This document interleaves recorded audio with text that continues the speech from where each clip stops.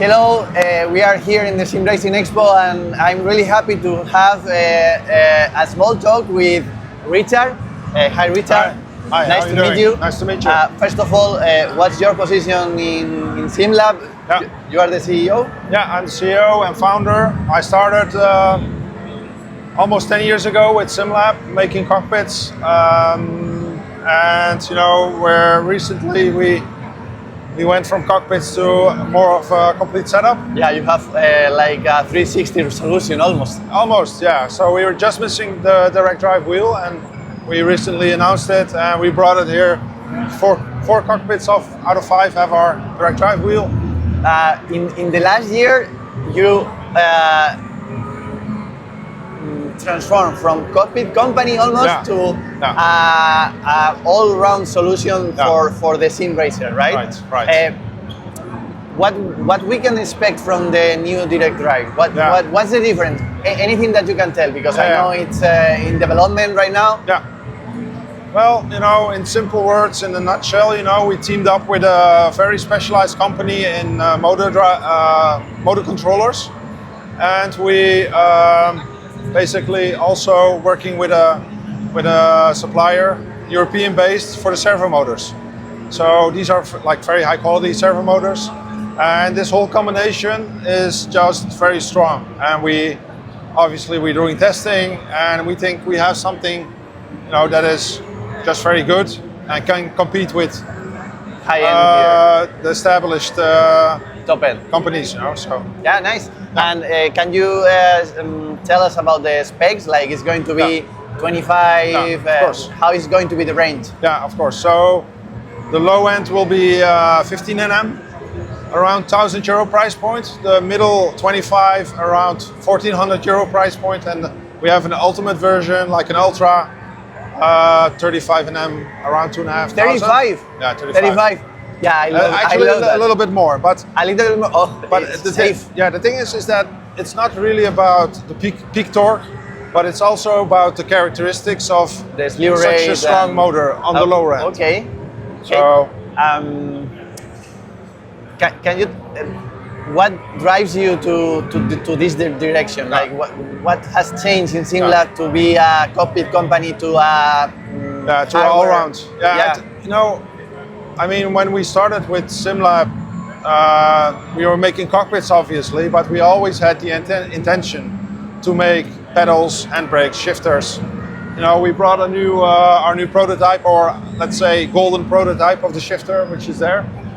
But this was always the intention, and bringing products to market it's not an easy thing to do. So it took a lot of time. I bet. Yeah, it took a lot of time. You need to deal with manufacturers outside of Europe, and it's all coming together at this moment. So great. And regarding cockpit, which I guess still is the highest selling point from SimLab,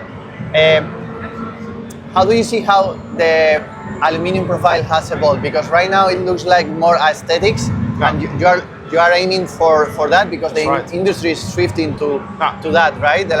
What's next step? Because I think although for most people it looks like it's about aesthetics, but I think it's really about optimizing the materials and the profiles that we use for our cockpits. So it's also part of it is cost savings. Optimize it, because 10 years ago, everyone was using extrusion profiles which are off the shelf. Yeah. But the ones that we use now are all like proprietary, and it's going to evolve further. And as an owner of I had a P1X, and now I have a P1X Pro. Nice. I saw the evolution there regarding the extrusion profile that you are using. Yeah. Right now it's in the core of the profile is empty, which at first, to me, I must say that I was worried that would lead to any kind of flexion or something like that. Yeah, it's not. But after testing it, I'm pretty confident. All right, that it still looks like a tank and behaves like a tank. It is still a tank, yeah. it's very interesting to deep dive into the details on the profile, because the material closest to the center of the profile attribute the least to the strength. Okay. You don't, it's not so obvious. So these profiles are almost just as strong as the originals.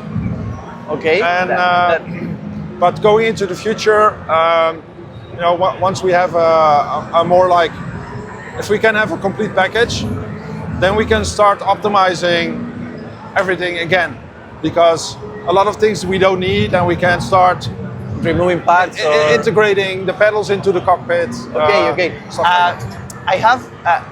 Do you have any plans to launch any kind of new accessories for the P1X Pro? Because as a P1X owner, I cannot use some of the previous accessories because relies on the rails of the previous one. Well, at the moment, all the accessories are compatible. It took a little bit of time to adapt. To roll it out, but accessories is always on our mind. A couple of accessories at least, but we want to focus on the big chunks. We want to have the cockpit, the pedals, handbrake, shifter, direct drive, steering wheels. Obviously, we have the Mercedes wheel we're really busy with. That's amazing. How that project happened? Like collaboration with Mercedes, AMG. It was your partner back then, right? Yeah, right.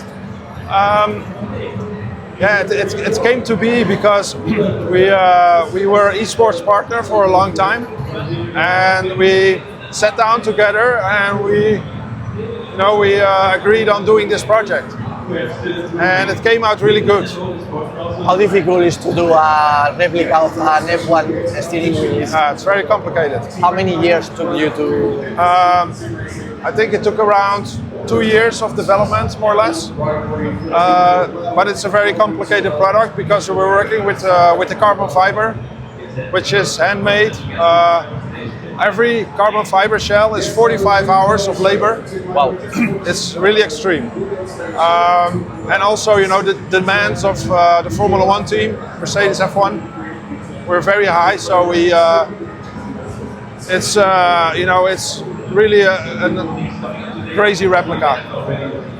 And last thing, do you think it's possible to use that wheel in the real F1 car, or is it still a small gap in that sense? I think it's possible, but there are a couple of technical regulations that prevent it. The FIA thing, right? One of the things, obviously, is that the real Formula One wheel is based on CAN bus communication. Okay. And also, of course, just USB, right? Yeah, and then there are some other requirements that for dust and waterproofing, and that our wheel doesn't have. But that doesn't make sense for us. No. But nevertheless, the Mercedes F1 engineers are very, very impressed, basically.